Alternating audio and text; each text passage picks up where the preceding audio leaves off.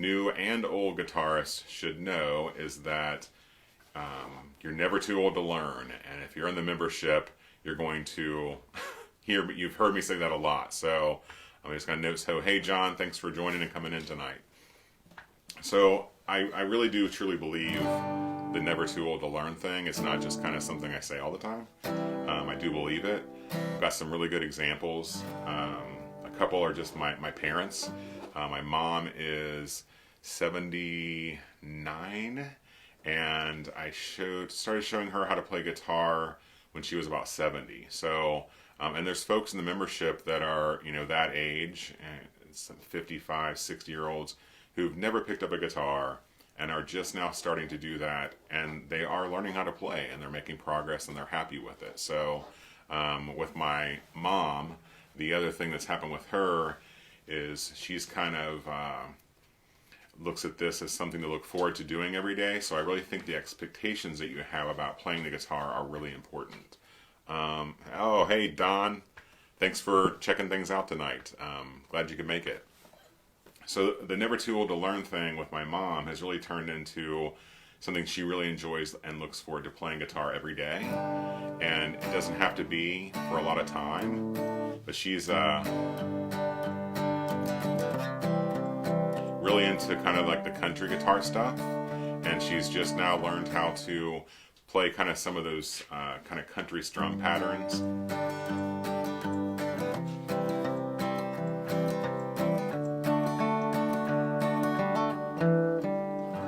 We kind of went over in last week's workshop, and she really looks forward to it and gets a lot of enjoyment out of playing the guitar every day, and it's keeping her young. So it's gotten to the point, we're all very proud of her, it's actually gotten to the point where she has been asked to play, she was just asked this past Christmas to play at the church social. So she actually got up and did a couple of Christmas songs, which is awesome. And there's also some folks in the membership who've been very pleased to be able to tell me, hey, guess what? I never thought I'd do this, but I was playing guitar for our family at Christmas, and I was impressing my grandkids, which is always cool for those who have grandkids out there. Let's see, Brad. All right, Brad. Glad you could make it, says he's finally here, so glad you could come in. And it looks like Skip's watching too, so Skip's another person. He's another member of the Relax on Guitar membership, so I always love it when folks in the membership pop in. Very much appreciate it. It's just another way to kind of get things in there and learn some more stuff. So that's my number one thing I think new guitarists should understand, and old guitarists. You are never too old to learn.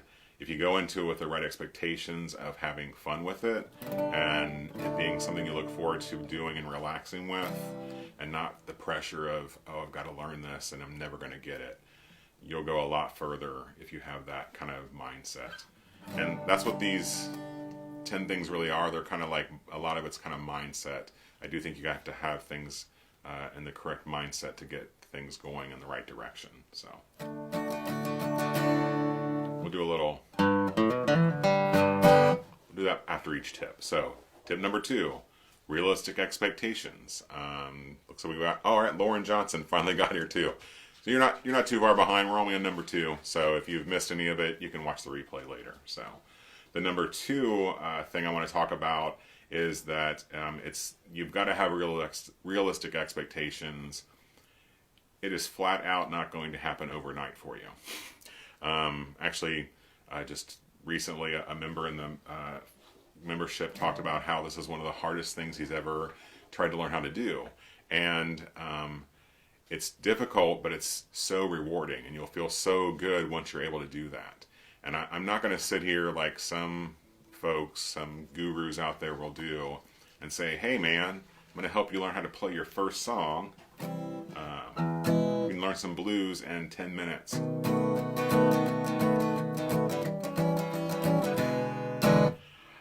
You're not going to learn, well, most people are not going to learn a song in 10 minutes right from the fresh out of the gate kind of thing. It is going to take time. So I think you have to have realistic expectations. It's not overnight. It's something you do have to work toward, and it might be a little difficult.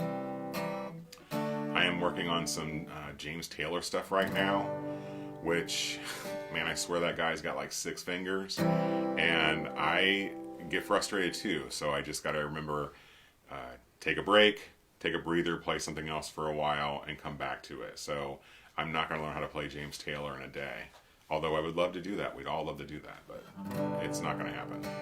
And if you expect to go into it to relax and have some fun with it, you'll be in a much better mindset to be able to learn quicker. And I really believe, as far as learning the best, is really learning songs that really help people get stuff.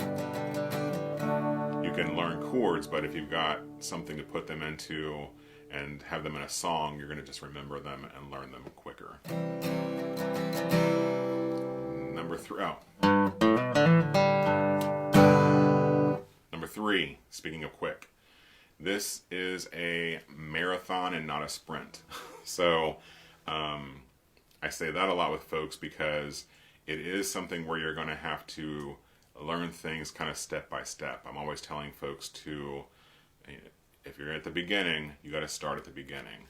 So it might be, for example, let's take a C chord, or let's take playing a song that has a C in it. You're not going to start kind of at the space where you're getting the song right away and you're starting right at the top and at the same tempo as the song and all that jazz. So, and I don't know about you, I've got kind of that James Taylor stuff stuck in my head, but if there's things you've been working on and you want to kind of share out what those are, you can leave those in the comments, things that you're trying to get better at. Because I think one of the things is that with the marathon, not a sprint concept, is for a song with a C, one of the first things you got to do is learn the chord. Easier said than done, right? So you have, hey Bill.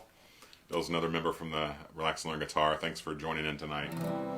So, if you're working on a song that has a C in it, you've got to play a C chord first before you can play the song, right? And that's sometimes easier said than done because you've got a lot of stuff going on, like where not only do I put my fretting fingers, how do I hold them? You've got to practice it enough for you to have the muscle memory to play it again in the future. You got to pay attention to where you're putting your thumb. You got to be able to pick. Make sure you're getting each of those strings nice and clean. And none of the flat stuff going on. You'll be able to strum it. So that's what I mean by marathon, not a sprint. You've got some steps in the race here. So you might get the chord down first. Then you might learn how to strum. Probably not going to be doing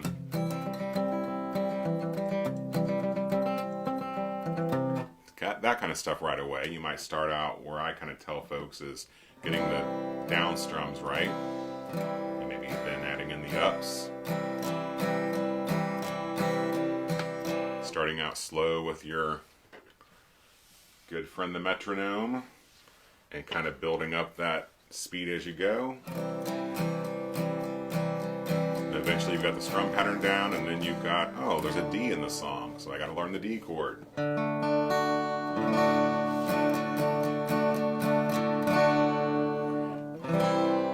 Skip, finally got connected. I haven't seen you in a bit. Skip, it's good to see you here. Hope you're doing well. So you've got kind of the marathon on a sprint, and you've got to kind of break it down into parts of the race. So you're going to learn that chord, then you're going to learn the strum, then you're going to learn the patterns, then you put it all together. So I tell folks, it's a marathon and enjoy the scenery. There is no better feeling than when things click.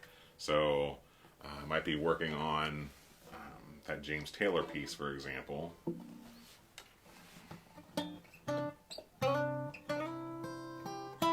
And things as simple as that. We all annoy all of our wives and friends and significant others with our playing, so I probably can't tell you how many times this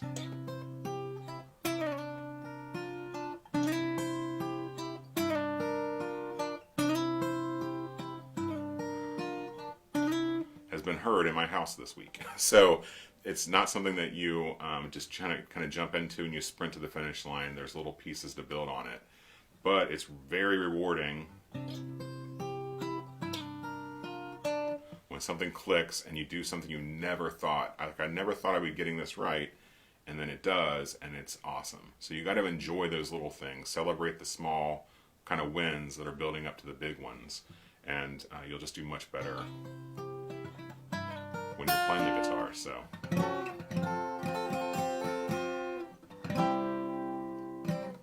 finally got, oh, hey Steve, thanks for coming in. And let's see, thanks, recovering from, oh, knee replacement. Wow.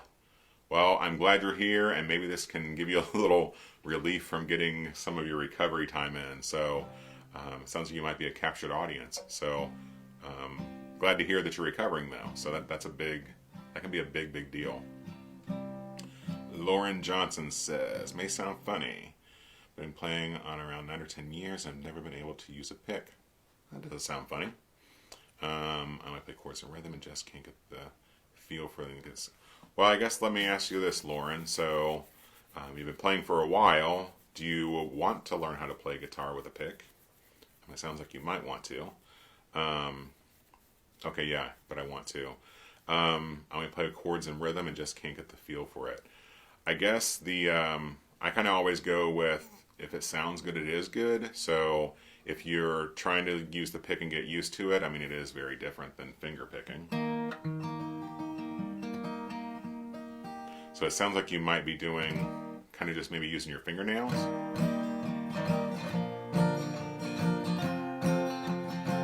Is that the case? If you're doing rhythm and you're maybe just using your nails to play, or your thumb. My mom plays like that a lot, actually. I mean, if you're learning how to use a pick, you will get a lot more control over playing those individual strings. I would recommend kind of experimenting a little bit if you haven't already. I really like these kind of size picks here.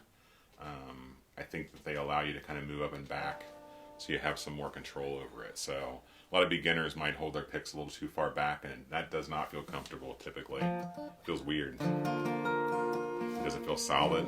So if you're playing maybe too far back on your pick, you might want to try moving up on it a little bit, and you'll get a lot better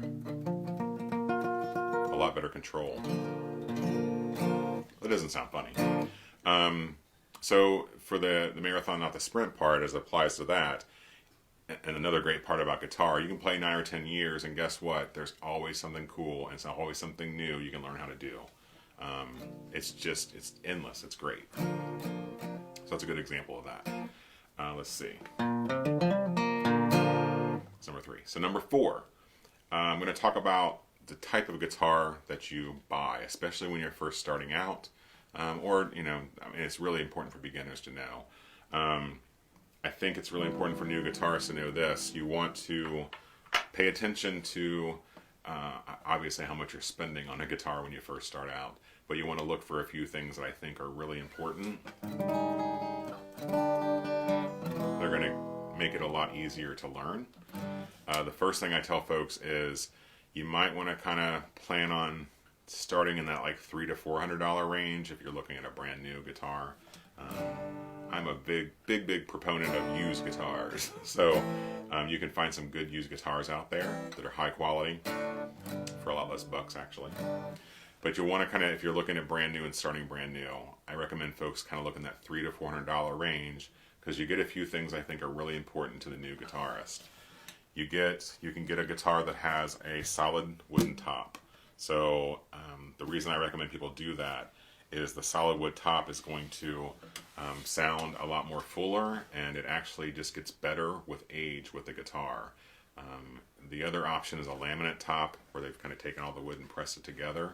There's nothing wrong with those. You're going to get, it's going to be there are some great guitars that have a laminate top, but a solid body or a solid wood guitar top is going to be better in the long run, just with how well your guitar is going to sound over time. So I tell folks, and you really can't get those like in the $100 range. You can start touching them in the $300 to $400 range. And the other thing that happens in that range too, and up, is the action of the guitar. So action is basically the fancy guitar name for how far, I don't know if you guys can see, so like how far your strings are above your fretboard. So obviously the fretboard is this flat surface that has these metal frets in it. This is a rosewood fretboard. And the action is the amount of space that is between the fretboard and the strings. And with some lower price range guitars, the action is going to be high, which means the strings are going to be pretty high off of the fretboard. And what that means is it's harder to press down on that string to get it to sound correct. And then, especially first starting out, the more you got to press down on the strings to get them to sound and get them to ring out, the more frustrated you can get with it not working and you don't sound good, and then people are like, screw it, I quit. I can't do this. I can never hold that guitar, that G chord or the dreaded F chord. You can't do that. It hurts too much. I've tried it and I'm just kind of done. Then they chuck the $100 guitar in the corner. It collects dust and gets sold at a yard sale eventually. That I'm probably checking out the yard sale for. So the biggest deal with that $300 to $400 range, and that you want to kind of spring for starting out, is a guitar that has nice low action. So you want your strings to be, low enough to the fretboard. You don't want them so low that they buzz. This one sometimes buzzes when it's really dry like this in Ohio right now. But I've been putting a humidifier in my case, so it's probably okay. But you don't want your guitar to buzz, but you want the action to be low enough that it's relatively easy to fret the strings. That's kind of the two biggest things starting out. Is kind of that price range, the solid wood top, and the action of the strings, how low they are to the fretboard. Because otherwise you might get discouraged and you might stop playing, which is the worst thing you can do. You want to kind of power through and do it. So that was number 4. Number 5 is another thing to know is one skill at a time. And this one came up a lot lately in the membership with folks that want to learn how to sing and play the guitar at the same time.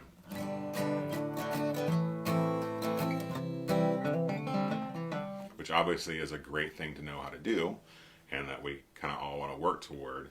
I think the guitar is the perfect instrument to play rhythm to, and then there's just nothing better, I think, than a good sounding guitar and a voice. I mean, that's really all you really need, and tap your toe maybe.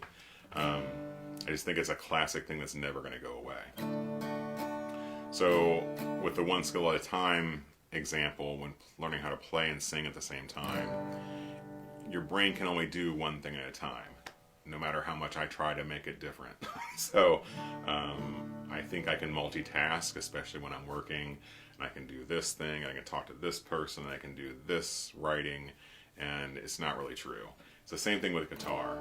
You can only do one thing at a time. So for example, you're going to learn that C chord. That's the first thing you got to do. And before you're going to learn how to strum that, or learn a strum pattern,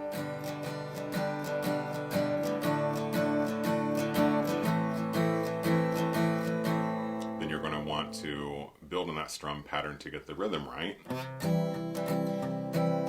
and so on. So there's only one thing you can do at a time, and I really kind of preach this foundation idea. It's really important to learn how to do it correctly, not quickly. I really think that the concept of playing the chord first is something that you're going to have to get, and then the speed comes later. So tip number 5 is that there's one skill at a time that you're going to be learning as you become successful at playing the guitar.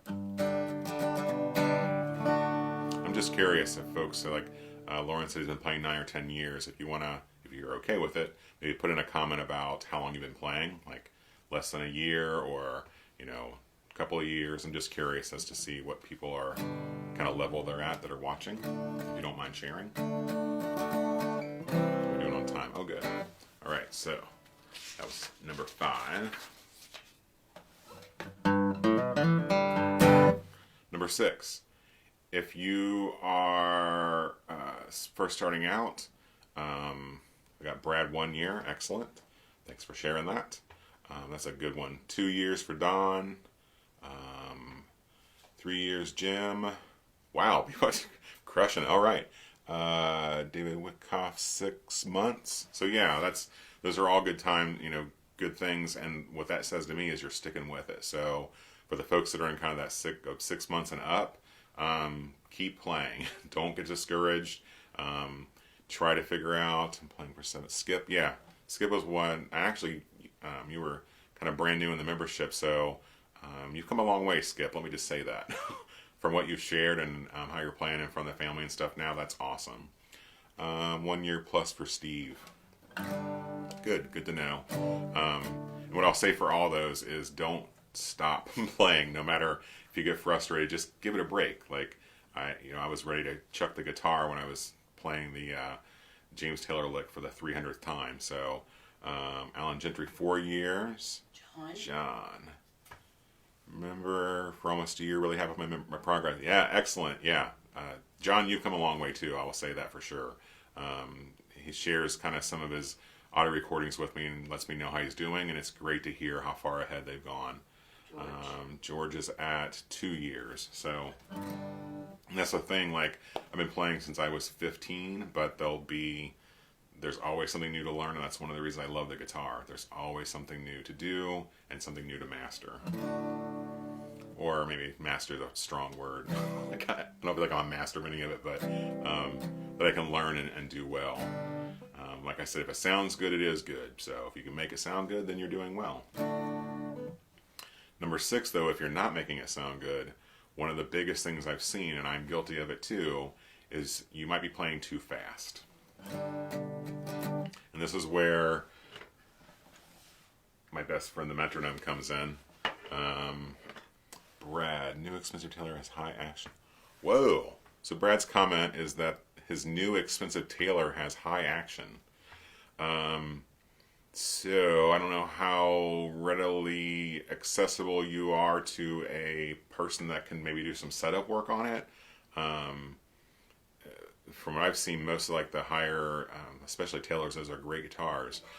It might be something that they could maybe work on the saddle to make it lower for you. I don't set up guitars for a living, but if folks know what they're doing, they can probably help you out with that. I don't know what your situation is to be able to get work done on a guitar, but that's definitely something. I mean, it's a great guitar, and you could probably get it worked on. It might be either truss rod stuff. They can adjust the truss rods that run through the neck, or oftentimes, so I know I need to take mine. And last time I was in my favorite guitar store, they talked about switching out and fixing my saddle some. Cheaper Yamaha's perfect. I'll tell you what, my buddy has a Yamaha, and it is awesome. He got it at a yard sale. I think it was probably like when it was brand new, it might have cost maybe $300. He picked it up for like $50, and it is a sweet little guitar. I've got a little Alvarez that I bought at the pawn shop, and I think I paid $200 for it, and it's the same thing. It's great. Yeah, you're welcome. So I don't know how close you are to folks who can do work on guitars, but you could probably find somebody to set that Taylor up for you, and hopefully fix the action for you. 6. Or keep playing the Yamaha, like whatever.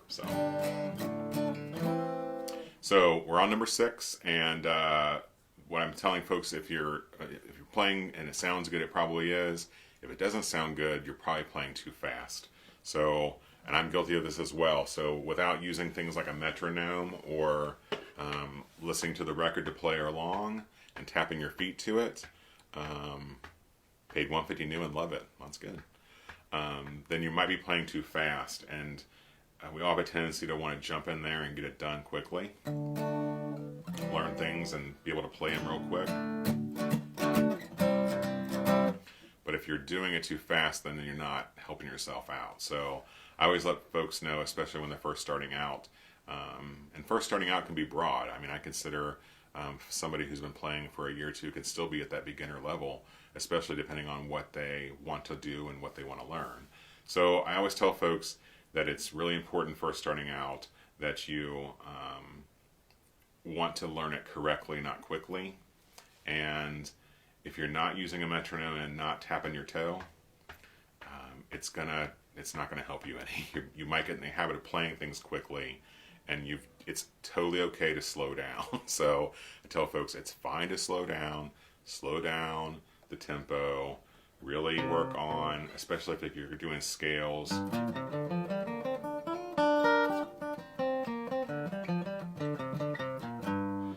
It's totally, when you're first starting out, it's going to be more of a,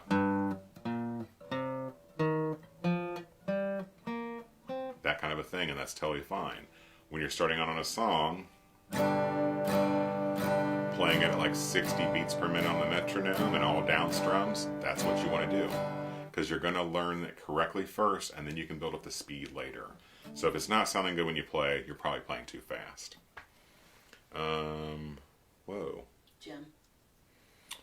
I just went to a little play symbol, so. Oh, Jim also paid $150 for his Yamaha and loves it. Cool. So is it still showing up that we're recording on there? Everything looks good? Yeah. Okay. Well, I lost my little feed on my computer here, so let me see if I do a little refresh. So we got 2 Yamaha lovers in the house, so that's cool. They do make some good stuff. Oh, there we go. I'm back. Sorry about that. I love technology. Let's see here. I've lost the comments now too, so just let me know. I will. That was number 6. Number 7. The tip is your fingers are going to hurt. So when I was talking about that high action on the guitar, then that can lead to having to press down harder, and especially when you're first starting out, or if you have... Can you read that one? You look fabulous. Okay. Especially when you're first starting out and you maybe don't practice on a regular basis, which, I mean, life gets in the way and things get busy and you may not play as much as you want to. Your fingers are going to hurt until you build up some calluses on them. So what I always tell people starting out, you don't got to play, if it's hurting really bad, then stop playing. You don't got to get blood all over your strings like Sid Vicious or something, but you do want to be aware that you've got to build up some of the calluses on your fingers to where you get comfortable. And the other thing I tell people is don't peel them off and don't chew on them, because you can get them pretty gnarly looking and pretty nasty.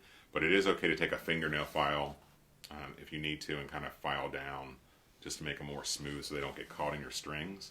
First starting out, you might have some skin in your strings, which is never a good thing. So that was kind of tip number 7, is just so you know when you're starting out, your fingers are going to hurt and you got to kind of work through it.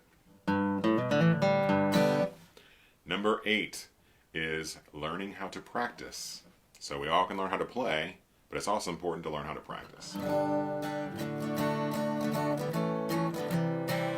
Made commitment to play every day since New Year. Whoa! Brad has made a commitment to play every day since New Year. So that's impressive. So good for you there. And what I'll tell folks, and this kind of ties into number 8, is as far as practice, I really tell folks it's important to learn how to practice the right way.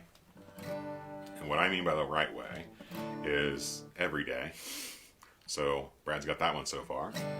And I know Jim's doing a good job of playing every day too. So the part of practice is that it has to be every day, if you can, at least every other. And it's a little bit at a time. So 10, 15, 20 minutes is really all you need. And you can't really front load it and build it all up. Don't skip playing for a week and think you're going to sit down on a Saturday and play for 4 hours, 5 hours and catch back up. You're not. That's just not how it works. I really found that just doing a little bit each day is really the way you're going to see progress happen. And you'll be super surprised at how you see the progress happening if you stick to that daily thing. 5 minutes. All right. The other thing with practice is there's a difference between practice and playing. So practice, what I tell folks is pick one concept, one chord, one lick, one scale, one something new, and practice it for 5 minutes. So, if you're working on pentatonic scales, you might want to say, I'm going to spend 5 minutes on this scale for my practice session. And the rest of the time you can play. Recording myself, practicing can be very helpful. Oh, yeah. So John shared that If he records himself while he's practicing, he's found it very, very helpful. I totally agree with that. And it doesn't have to be video. I know people, don't want to do video, but if you can just use your phone or something to record yourself playing and listen back to it, you will learn a whole lot. Ron is practicing 15 to 20 minutes a day. Excellent plan. Stick with it. And out of those 15 or 20 minutes, I tell folks to spend about 5 of those minutes on the actual practice part of something that's new. Otherwise, you can get stuck in a rut and just start playing the same things over and over, like the same chords or the same song. And there's nothing wrong with playing the same song over and over, because I really urge folks to master a complete song and not just kind of learn how to play little licks here and there or parts of songs. It's important to get the whole song in there. And once you have that, that might be something that you play that day. Before you play something you're comfortable with, practice something that's new to you for about 5 minutes. And I think starting off, that just really helps people keep it in perspective. And that way you're always building a new thing and you're not getting bored. That was number 8.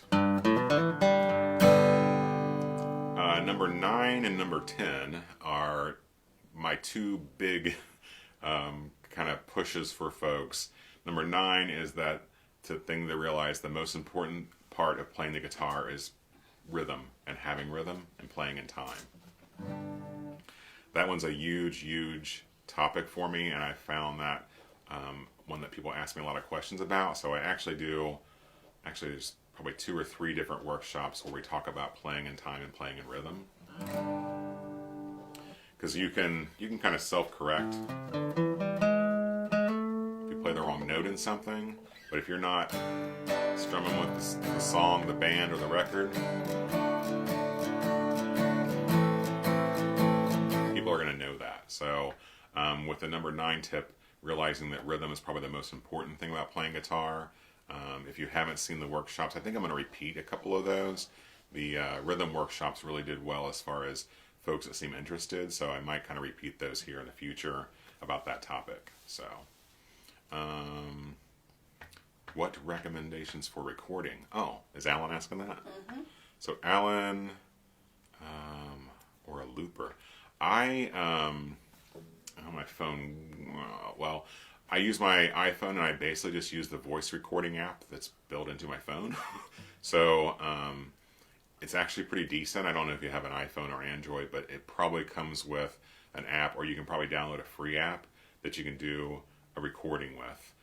The one on the iPhone is I think it's just called Voice Recordings, and they're actually pretty decent. I know that John in the membership has recorded stuff and sent it to me. You could probably buy some small devices. I don't have a specific recommendation for a device.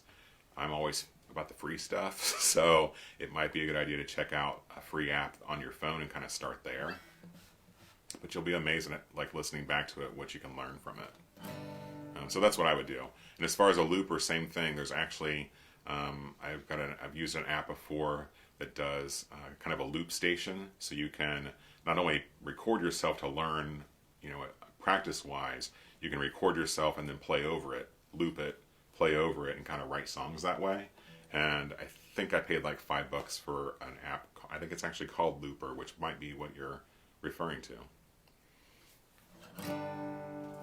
Let's see. I play about an hour. Wow. Lauren says he plays about an hour a day and tries new chords for about 10 minutes. That is awesome. That's another thing about the guitar and a second halfers. You might have a little more time to spend on yourself, and playing guitar is, in my opinion, the perfect thing to spend time doing. So if you got a little more time on your hands, maybe an empty nester like we are, and you can spend the time doing that each day, that is great. You're going to see a lot of faster progress than most. John's got a little recommendation here, the Zoom H2N digital recorder. It's awesome. So he likes that. Very easy to download to his laptop and email to Kevin. There you go. So I don't know, Alan, if you want to check that out. Looks like there's some software out there you can download and use your laptop to record. And I will say that the recordings that John has sent me are great quality. So, if that's reasonable, that might be another good option for you too. And 7:38. So number 10, and my last tip for the night, is another one that I go into a lot more detail in a different workshop, is with number 9 being the most important thing about playing guitar is rhythm. I think one of the most difficult things about playing guitar is changing chords smoothly. So especially when you start learning more chords, especially when you start trying to integrate bar chords and open chords, or any kind of funky jazz chords, or anything James Taylor wise, who kind of does some cool and different fingerings. So the more you kind of move ahead, I think that the number 10 thing that I like folks to know is that changing chords smoothly can be the most difficult thing. So I do have some separate workshops for that, so look for those. I'll definitely repeat that one because that was one that got a lot of good feedback, and there's a lot of good tips we don't have time to go into tonight about how to make those chord changes smoothly so that you feel better about them and you don't give up and you keep practicing like a lot of the guys that are on here. So that's all I have for tonight's 10 tips, and thanks so much for folks who joined in and watched and were answering questions. That was awesome. And I just want to let people know that if you have not yet checked out the website, head over to relaxandlearnguitar.com, and you can learn more about free lessons. You can check out the blog posts. You can sign up if you haven't already on the email list to get notifications for these workshops. And if I do any kind of handouts or materials for them, I can email those to folks who are on the email list. And just if you haven't, it's a great place to check out. I mean, I do firmly believe that you're not too old to learn, and I've seen it. I've seen people, I've seen Skip, I've seen John, I've seen folks that are making progress, learning how to play, enjoying it. It's totally in your reach, so don't give up trying to do that, and check out the website to learn more and see more of the stuff that I have there. Steve Power says, thanks for your... Well, you're welcome, Steve. Thanks for tuning in. It's totally my pleasure. I have a blast doing this stuff. Great workshop, Kevin. Thank you, John. Glad you liked it. That's the other thing with the membership, too. So for like John and Bill and Jim who are on here, and Skip, the material in this, you guys definitely have access inside the membership because there's like over 100 lessons there now, and you can watch them when you like. But it's always cool to get that material in this kind of live setting back and forth. I think there's something that about a different mode of being able to learn it. So I'm glad you guys tuned in and liked it. Lauren said, you're welcome, Lauren. You're welcome, Jim. Don, I appreciate your advice and help, and we'll be joined. Don, yeah, totally. Join the membership. You totally should. There's a great group of people in there. I enjoy working with all of them, and they're doing very well. So if you're thinking about joining, you should definitely check it out for sure. Brad says thanks. You're welcome, Brad. So I think that's all I've got, and I will definitely be doing another workshop. They seem to be getting some good, I shouldn't say traction, well, getting good feedback from folks. That's the word I'm looking for. Sorry. I'm not taking my wife's advice and not talking as much as I usually do, so I'm a real talker. Done with us, and I'll check it out. Yeah, totally check out the website if you haven't yet. Sign up for, pop your email in there, and you can get a lot of cool stuff.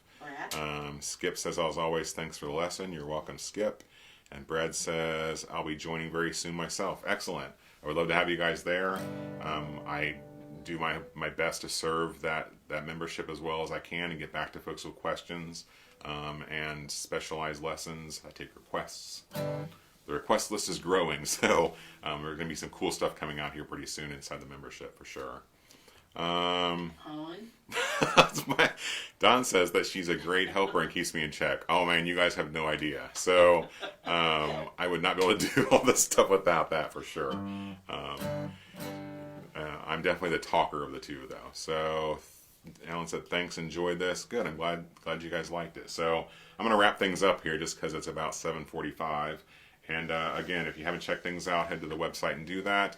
And if you haven't liked the Facebook page, do that, because then you can get notifications for the workshops that are coming up.